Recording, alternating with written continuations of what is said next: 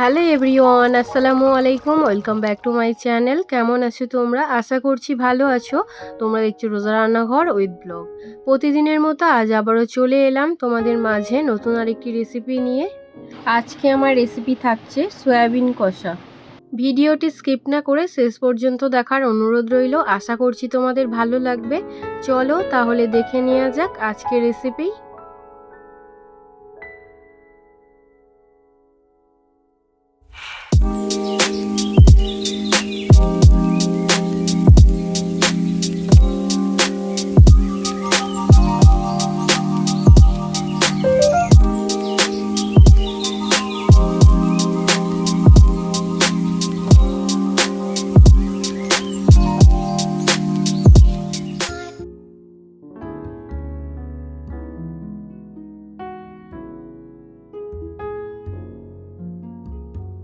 Soybean কষার জন্য এখানে 200 গ্রাম সয়াবিন নিয়ে নিয়েছি।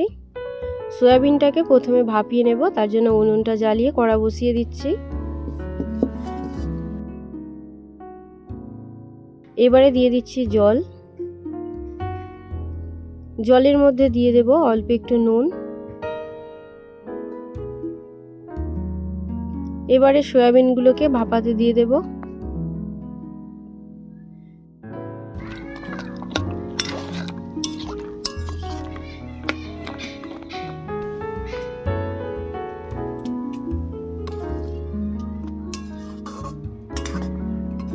সয়াবিনগুলো ভাপানো হয়ে গিয়েছে, এবারে জলটা ঝারিয়ে নেব। এবারে পেঁয়াজ কুচিয়ে নেব।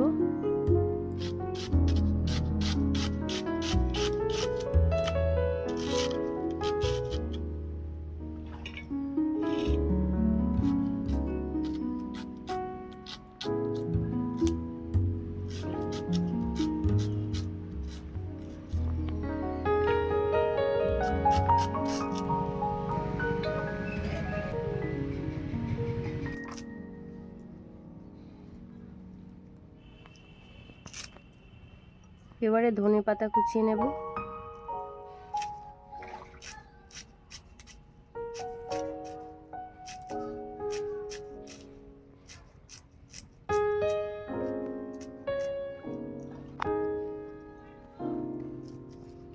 চারটে লঙ্কা চিড়ে নেব।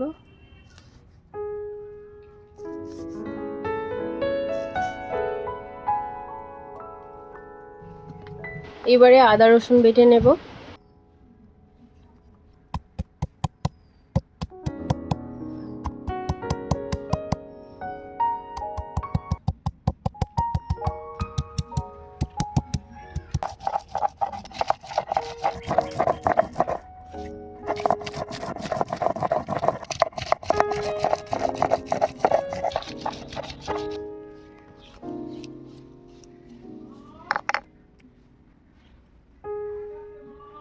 এবারে পেঁয়াজ বেটে নেব।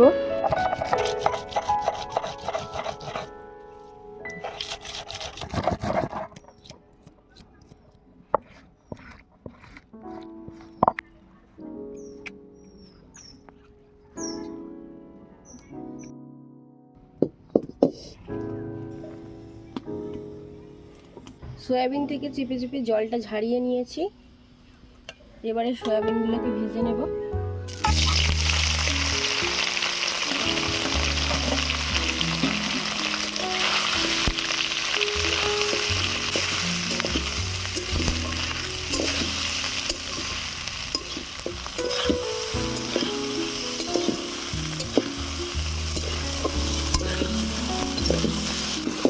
সয়াবিন ভাজা হয়ে গিয়েছে, তুলে নেব।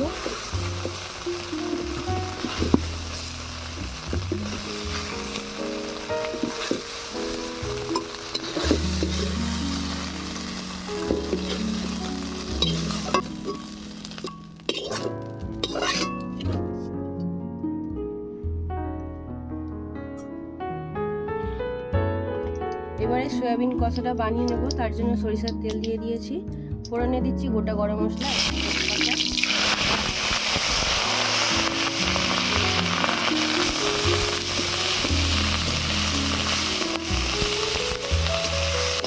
পেঁয়াজ বাটা দিয়ে দিয়েছি। এবারে দিয়ে দেবো আদা রসুন বাটা।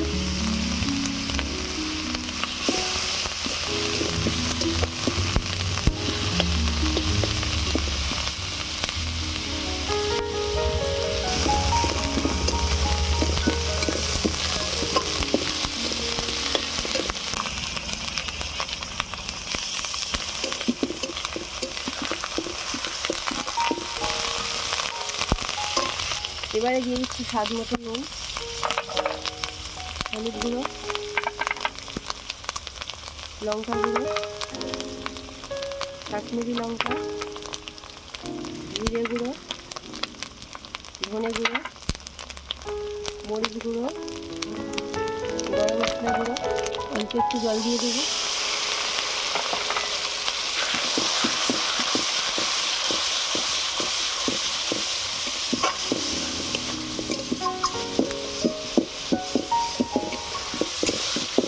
মশলাটা এবারে ভালো করে কষিয়ে নেব।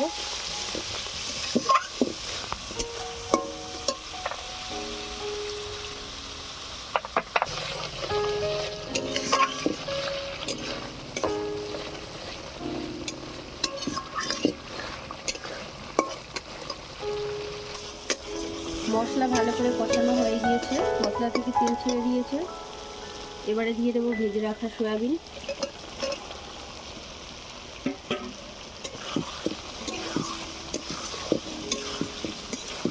সয়াবিনটাকে এবারে ভালো করে কষিয়ে নেব।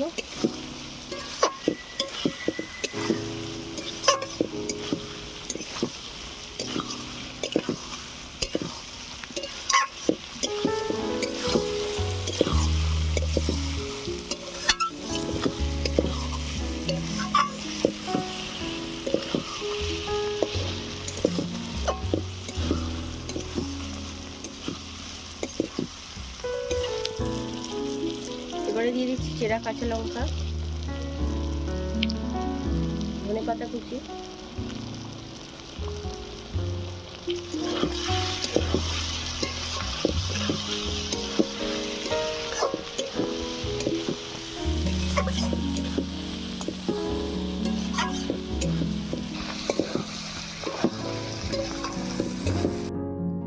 সয়াবিন ভালো করে কষানো হয়ে গিয়েছে। এবারে পরিমাণ মতো জল দিয়ে দেব।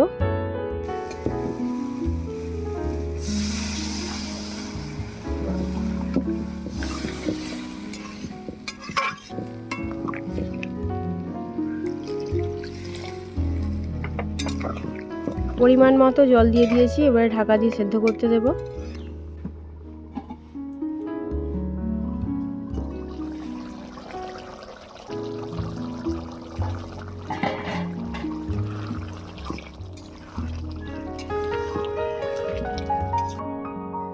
সয়াবিন কষা হয়ে গিয়েছে, এবারে গরম মশলার গুঁড়ো ছড়িয়ে দিয়ে নামিয়ে নেব।